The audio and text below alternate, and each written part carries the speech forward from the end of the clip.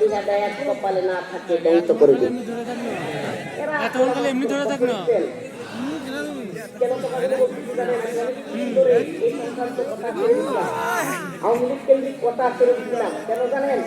কারণ আমরা যা শুরু করেছি, এখন আমরা যা শুরু করেছি, আমাদের সমালোচনা নিজেদের হওয়া উচিত, হেফাজতের সমালোচনা হওয়া উচিত, জামাতের সমালোচনা হওয়া উচিত, বিএনপির সমালোচনা হওয়া উচিত। কেন সমালোচনা হওয়া উচিত? কারণ আমাদের মধ্যে এই অন্তর্কুণ্ডলের কারণে আওয়ামী লীগ সুযোগ নিচ্ছে। বুঝতেছেন না আপনারা? এইভাবে যদি নিজেরা নিজেরা দলাদলি করেন, কামড়াকামড়ি করেন, আল্লাহ না করুক এই ভয়ঙ্কর ষড়যন্ত্রের এই ভারতীয় আধিপত্যবাদী ভারতীয় এই লেডি ফেরাউন হাসিনা যদি আরেকবার সুযোগ পায়, একজনও ভালো থাকবেন না, দেখবে না। বিজাবের সময় আওয়ামী লীগ, যারা বিএনপি, যারা জামাত, যারা হেফাজতে, অতএব খুব সজাগ হয়ে যান। এখন আল্লাহ মাফ করুক, কথাগুলো অনেকটা রাজনৈতিক টার্মে হয়ে যাচ্ছে। ভাই, রাজনৈতিক টার্ম না, এখানে এনে আল্লাহ বিল্লাহর কথা বলবো, খবরে ওয়াজ করবো, আসরে ওয়াজ করবো, আসমানের উপরে ওয়াজ করবো, আর গাড়ি নিয়ে যাবো, রাস্তায় আগুন ধরায় যাও। এই ওয়াজ না করে খবর হাসরে ওয়াজ করে লাভ আছে? এমন অবস্থা আপনাদেরকে বুঝাইতে হবে, এটা আপনার অবস্থানের জন্য দায়ী আমরাও দায়ী। আমি আপনাদেরকে প্রশ্ন করতে চাই, আওয়ামী লীগ এত জুলুম, এত নির্যাতন, এত অত্যাচার করবার পরে বিএনপির মতো এত বড় দলের মহাসচিব সে কি বলতে পারে যে আওয়ামী লীগের আমলা মামলা আমরা তুলে নিব? বলতে পারে? মুসলমান ইমানদার বলতে পারে? ভোটের রাজনীতি যদি আপনারা শুরু করেন, আমি আগে এক প্রোগ্রামে বলেছি, তাইলে আগে হাসিনার পায়ে যেটা মাপ চান, ক্ষমা চান। যদি বলেন আওয়ামী লীগকে নির্বাচনে চান, কিংবা আওয়ামী লীগকে মামলা আমরা তুলে দিব, মাফ করে দিব, সালাউদ্দিন কাদের চৌধুরীর কথা বলে যান নাই? এই মানুষটা চট্টগ্রামের অনেক বড় একজন নেতা ছিল, বলে যান নাই? 3 বারের প্রধানমন্ত্রীকে টাকার জন্য অযথায় হয়রানিমূলক মামলা। আরে মিয়া, একজন চেয়ারম্যানও তো 2 কোটি টাকার উপরে কামা, একজন প্রধানমন্ত্রী 3 বারের, ওনারা দিচ্ছে 2 কোটি টাকার মামলা। এর থেকে বড় বাটপারি আর হইতে পারে? 2 কোটি টাকার মামলা একজন প্রধানমন্ত্রী, ওনার মনে হয় 2 কোটি টাকার অভাব করছিল। এইটা দিয়া বেগম জিয়াকে দীর্ঘদিন কারাগারে বন্দী রাখা হয়েছে, জুলুম করা হয়েছে। আপনারা তাকে দেশত্যাগ করেন। বিএনপির ভাইদেরকে বলছি, এই মিডিয়ার মাধ্যমে সারা দেশের বিএনপির নেতৃবৃন্দ কিংবা হাইকমান্ডের কাছে যদি আওয়াজ যায়, আপনাদেরকে বলছি, আপনাদের নেতা এখনো পর্যন্ত ওই আওয়ামী লীগের জুলুমের শিকার হয়ে আর দেশে আসতে পারে না। অসংখ্য নেতা কর্মী আপনাদের আমাদের সাথে জেল জুলুমের শিকার, রিমান্ডের শিকার। আপনাদের সালাউদ্দিন কাদের চৌধুরী সহ অনেককে হত্যা করা হয়েছে, ইলিয়াস আলী সহ অনেককে গুম করে হত্যা করে ফেলা হয়েছে।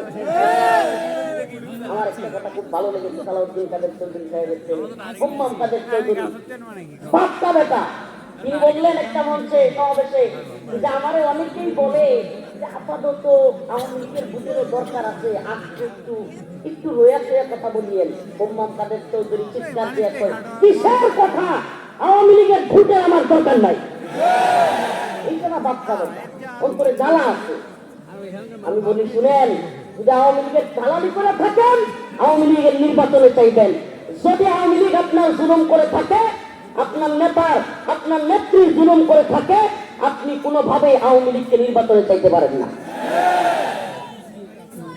অতএব আমাদের প্রত্যেকগুলো দলের কর্মীদেরকে, নেতাদেরকে বলি, আপনারা বুঝতেছেন না ষড়যন্ত্র, কামড়াকামড়ি কম করেন। মনে তো করতেছেন কেউ কেউ ক্ষমতায় মনে আইসা বলছে, এত সহজ না ঘোরার দিন। বিপদে তো নিজেরা পড়বেন।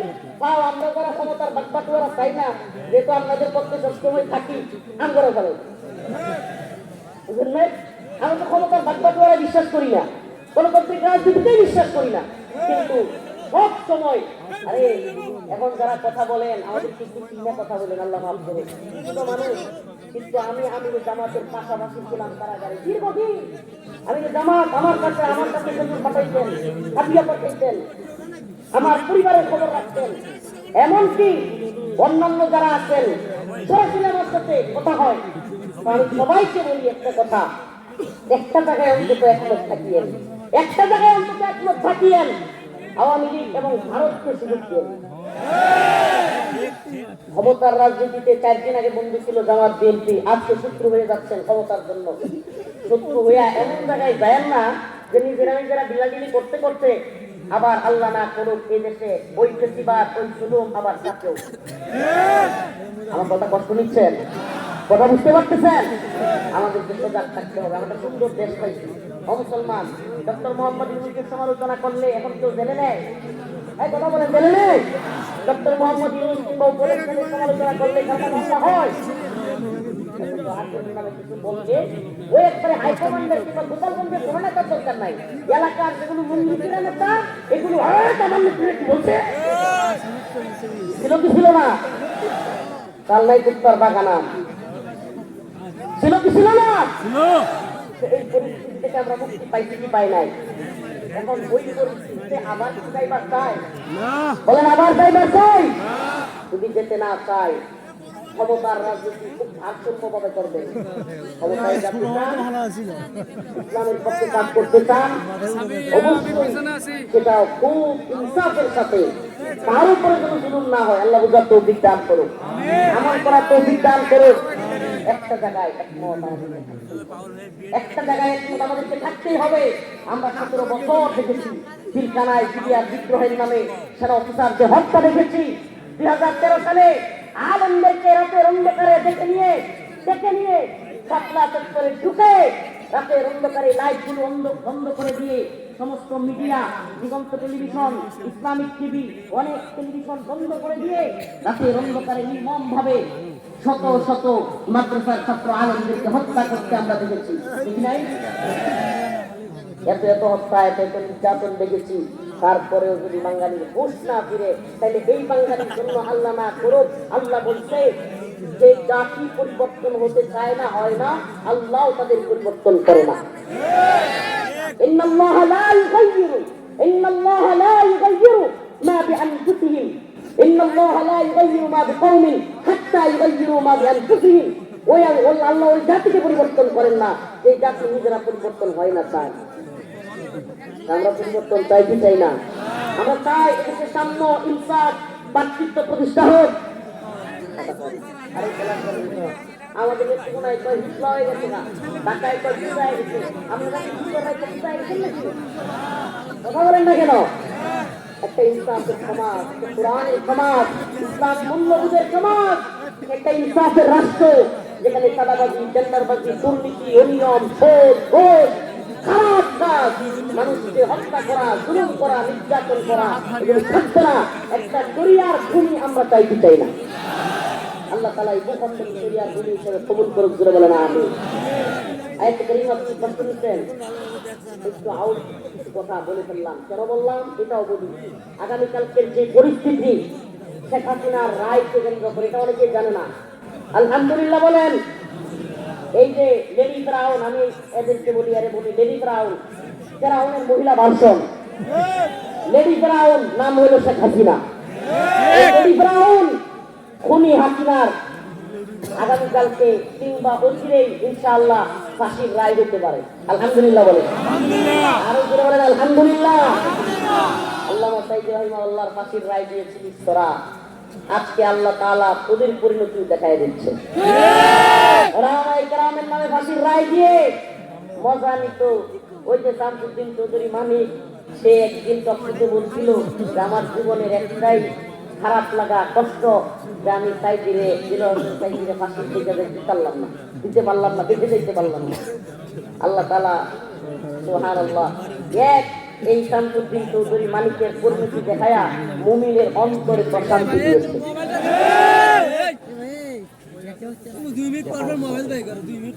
কেমন প্রশান্তি? আল্লাহ এমন ভয় পাইছে, ভয় পায়া ভারতের একটা চিনিয়া কলা পাতা নিয়ে শুয়ে আসছে। আবার ওই কলা পাতা থেকে ধরে নিয়ে আসছে, পাবলিক করে কিছু বরাবর লাগছিল। আল্লাহ তাআলা দেখাইতেছে জালেমদের পরিণতি কি। হাদিস শুনেন, হাদিস। আল্লাহ রাসূল সাল্লাল্লাহু আলাইহি ওয়াসাল্লাম বলেছেন, ইয়াউমুল আরাফা, আরাফার ময়দানে যে সমস্ত হাজিরা পাবে, ওখানে যে সমস্ত হাজিরা আল্লাহর কাছে দোয়া করবে, আল্লাহ আপনি আমাদেরকে ক্ষমা করে দেন। আজকে প্রায় ইয়াউমুল আরাফার ময়দানে যা চাবে চোখের পানি ছেড়ে দিয়ে অন্তর থেকে হাদিসে পাকের মধ্যে আসছে আল্লাহ পাক তাকে তাই দিবেন। ইল্লা জালেম, জালেমকে আল্লাহ ক্ষমা করবেন। আরাফার ময়দানে যদি কান্না করেও দোয়া করে জালেমকে আল্লাহ ক্ষমা করবেন না। তাইলে জুলুম থেকে আল্লাহ তাআলা আমাদেরকে হেফাজত করুন, জালেম হওয়া থেকে আল্লাহ আমাদেরকে হেফাজত করুন। যা একটু বিচ্ছিন্ন কথা বলে ফেললাম, কিন্তু কথাগুলো বলতাম না যে আমরা যে পরিণতির মধ্যে দাঁড়িয়ে আছি এই ব্যাপারে আপনাদেরকে সতর্ক করলাম। কি বললাম? সতর্ক করলাম। আওয়ামী লীগের কোনো থাকেন কিংবা আমার মাইকের আওয়াজ যায়, শেষ কথাটা আপনাদেরকেও বলি, শুনেন শুনেন। আপনারা বলেন আপনাদের নেত্রী সব পক্ষে, একটা কথা বলি, এই যে ওলামায়ে কেরামকে হামলা দিয়েছিল, রিমান্ডে নিয়েছিল, নির্যাতন করেছিল, এটাকেও কি আপনারা সঠিক মনে করেন? আচ্ছা যদি বলেন যেটাতে হুজুররা শেখ হাসিনার বিরুদ্ধে আওয়ামী লীগের বিরুদ্ধে বক্তব্য দিয়েছে এটাকে সঠিক মনে করি, তাইলে আমার প্রশ্ন, আমি রফিকুল ইসলাম, আমি ভুক্তভোগী, আমার প্রশ্ন, আমার জিজ্ঞাসা, ঠিক আছে আপনার নেত্রীর বিরুদ্ধে বলে আপনাদের কথা মতো ধরে নিলাম আমরা ভুল করেছি, আপনি আমাকে কারাগারে নিয়েছেন, বন্দি করেছেন, আপনি পুলিশ দিয়ে র্যাব দিয়ে ধরায় নিয়ে গেলেন, কিন্তু র্যাবের হাতে পুলিশের হাতে বন্দি থাকা অবস্থায় আপনার প্রশাসন আমার কাপড় চোপড় খুলবে, এটাকেও আপনি নৈতিকভাবে ঠিক মনে করেন? এটাকেও আপনি নৈতিকভাবে ঠিক মনে করেন? তাইলে আপনি বিবেক দিয়ে চিন্তা করবেন যে যারা আলেমদেরকে এই পরিস্থিতিতে নিয়ে গিয়েছিল, যে আলেমদেরকে শুধুমাত্র কারাগারে, ভাই আমি যদি ভুল করে থাকি আপনি আদালতে বিচার করতেন, আপনি জেল জুলুম দিতেন, কিন্তু আপনি আমার কাপড় চোপড় খুলে ফেলবেন, এটা কোন ধরনের কাজ হতে পারে? বলেন কোন ধরনের কাজ হতে পারে? আল্লাহকে সাক্ষী রেখে বলছি, এ কথাগুলোর একটু আগ বাড়ায় বলছি না সকলের সামনে, কারণ রিমান্ডে যখন ছিলাম ওই লোকগুলো কিন্তু আমার বক্তব্য শুনতেছে। আল্লাহ না করুক আমি যদি এক বিন্দু বাড়ায় বলি, ওরা বলবে না দেখ মিথ্যা বলছে। আমি এই জন্য মিথ্যা বলতে পারবো না। আমার সাথে যা ঘটেছে আপনাদের কাছে নৈতিক ভাবে প্রশ্ন রাখলাম, যে আমি যদি ধরেও নেই আপনাদের কথায় যে আপনাদের নেত্রীকে প্রচুর প্রধানমন্ত্রী বলছি, আপনাদের নেত্রীর গায়ে লাগছে, আপনাদের গায়ে লাগছে, আপনারা জেলে নিলেন, রিমান্ডে দিলেন, বুঝলাম আপনারা আমাদেরকে বন্দি রাখলেন, কিন্তু বন্দি অবস্থায় প্রশাসন কিভাবে আপনাদের নেত্রীর কথায় কিংবা আপনাদের নেতাদের কথায় আমাদের কাপড় চোপড় খুলতে পারে, এটা কি কোনোভাবেই মেনে নেওয়ার মতো? হ্যাঁ, এমনও আলেম আছে, নাম বলবো না, এমনও আলেম আছে যে আলেমের যৌনাঙ্গে ধরে পর্যন্ত চাপ দিয়েছে এই হাসিনার থেকে। নাউজুবিল্লাহ বলে যৌনাঙ্গে ধরে চাপ দিয়েছে এমনও আলেম আছে। আল্লামা জুনায়েদ বাবুনগরী রহিমাহুল্লাহর খলিফা খাদেম এনামুল হাসান ফারুকী ভাই এই দুই হাতের মধ্যে এইভাবে হ্যান্ডকাপ ঝুলাইয়া উপরে আপনার লোহার শিকল দিয়া বাইন্দা একেবারে শূন্যের উপর ঘন্টার পর ঘন্টা ঝুলাই রাখে, নির্মম নির্যাতন গুলো করেছে। আমার জানতে চাওয়া যে আজকে এত নির্যাতন, নিপীড়ন, গুম, খুন, হত্যার পরে যদি হাসিনারে একবার ফাঁসি দেওয়া হয় কম হয়ে যায় না? আমার তো ইচ্ছা আল্লাহ হাসিনার পলায়া যাওয়া দেখাইছে, আল্লাহ তাআলা যেন এমন একটা দৃষ্টান্তমূলক শাস্তি দেখায় যে মতিঝিলের শাপলা চত্বরে যেখানে হেফাজতের নেতাকর্মীদেরকে হত্যা করেছে, ওই শাপলা চত্বরে ট্রেনের উপর বড় ট্রেনের উপর হাসিনাকে ঝুলাইয়া তারপরে কর্মসূচি দিয়া তেরে সুতার দারুয়ার থুতু এইগুলো দিতে হবে, এরপরে আল্লাহ তাআলা আমাদেরকে সেই দিনও দেখান। আরো জোরে বলেন আমিন। ইন্নাল্লাহ ইশতারা মিনাল মুমিনিনা আনফুসাহুম ওয়া আমওয়ালাহুম বিআন্না লাহুমুল জান্নাহ يقاتلون في سبيل الله فيقتلون ويقتلون وعدا عليه حقا। আল্লাহর ওয়াদা সত্য না মিথ্যা? আস্তে বলেন, আল্লাহর ওয়াদা সত্য না মিথ্যা? জোরে বলেন, ওয়াদান আলাইহি হাক্কা। আল্লাহ পাক কি ওয়াদা করেছেন? ইন্নাল্লাহ ইশতারা মিনাল মুমিনিন আনফুসাহুম ওয়া আমওয়ালাহুম বিআন্না লাহুমুল জান্নাহ ইকাতিলুনা ফি সাবিলিল্লাহ ফায়াকতুলুনা ওয়া ইউকতালুন। আল্লাহ বলেছেন যদি কেউ তার জান মাল আল্লাহর জন্য দিয়া দেয়, আল্লাহর কাছে বিক্রি করে দেয়। আল্লাহ রাব্বুল আলামিন বলেন বিআন্না লাহুমুল জান্নাত, আমি তাকে বিনিময়ে জান্নাত দেব। ওয়াদান আলাইহি হাক্কা, আল্লাহর ওয়াদা সত্য না মিথ্যা? 2001 সালের ঘটনা, ছোট্ট একটা ঘটনা বলি। 2001 সালের ঘটনা,